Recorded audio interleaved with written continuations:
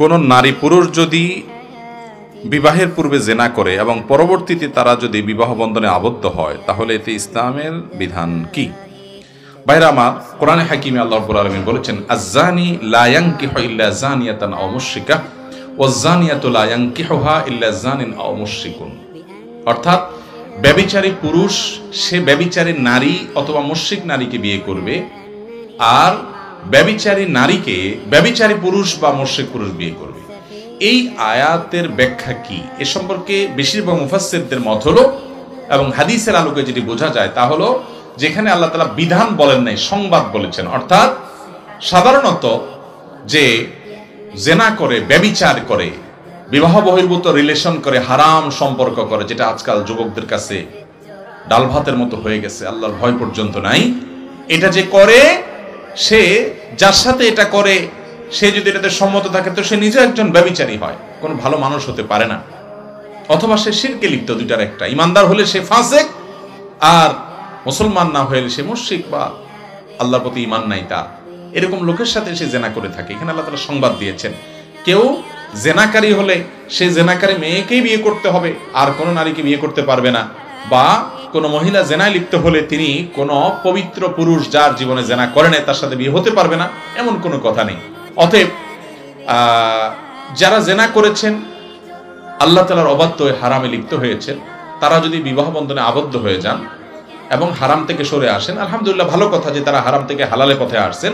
এখন তাদের কাজ হলো আগের কৃতকর্মের জন্য আল্লাহর কাছে মাপ চাওয়া, যে আল্লাহ, বিয়ের আগে আমরা যে জেনা করেছি আপনি সেটাকে মাফ করে দেন, আর জীবনে আমি পুরুষ হয়ে কোনো নারীর সাথে, নারী হয়ে কোনো পুরুষের সাথে কোনো হারাম সম্পর্ক করব না। ফেসবুকে, মেসেঞ্জারে কোনোভাবে কোনো প্রকার আমি হারাম রিলেশন এবং যোগাযোগ রাখবো না। আল্লাহর কাছে মাপ চাইবে আগের কর্মের জন্য। আর একসময় তারা জেনা করেছে, এখন বিয়ে করে ফেলেছে, আলহামদুলিল্লাহ, এখন তাদের পবিত্র জীবন শুরু হয়েছে এবং হক হালালি চলবে, পবিত্র জীবন যাপন করবে, চরিত্র হেফাজত করবে, এখন আর হারামে যাবে না। আগেরটার জন্য যদি মাপ চাবে যথেষ্ট, এটাতে কোনো অসুবিধা নাই। আর যদি তারা জেনা করার পরও কোনো নারীকে বিয়ে করে যে নারী পবিত্র, অর্থাৎ যার জেনার কোনো প্রমাণ নাই, তাহলে সেটাও জায়েজ আছে, কোনো অসুবিধা নাই। আমাদের অনেক ভাইরা আছেন, অনেক বোনরা আছেন, এখানে ভুল বোঝেন। তারা মনে করেন যে আমি যেহেতু নিজে জেনায় লিপ্ত হয়েছি, অনেক যুবক এরকম বলে, অনেক যুবতী এরকম বলে যে সে নিজে যেহেতু খারাপ, এই জন্য সে মনে করে আমার সাথে যেটা আসছে আমার জীবনে এটাও বোধহয় এই দলেরই হবে। মনে মনে বউয়ের প্রতি খারাপ ধারণা করে, আছে না নাই? এটা ভুল কথা। আল্লাহর নবী লূত আলাইহিস সালাম আল্লাহর নবী ছিলেন, অথচ ওনার ঘরে যে স্ত্রী ছিল তিনি, তার চরিত্র ভালো ছিল না। তাহলে ভালো মানুষের ঘরে খারাপ মানুষ থাকে। আবার ফেরাউনের মতো খারাপ মানুষ, তার ঘরে আল্লাহ তাআলা আসিয়ার মতো নেক স্ত্রী দিয়েছেন না, দেন নাই? অতএব আপনার নিজের চরিত্র খারাপ দেখে আপনার বউটার উপর ধারণা করবেন যে আমি যেহেতু এই গ্রুপের, আমার কপালে তো এটাই পড়ার কথা না। হতে পারে আপনি খারাপ হওয়ার পরেও আল্লাহ তাআলা আপনাকে ভালো মানুষ দিয়েছেন, হতে পারে না?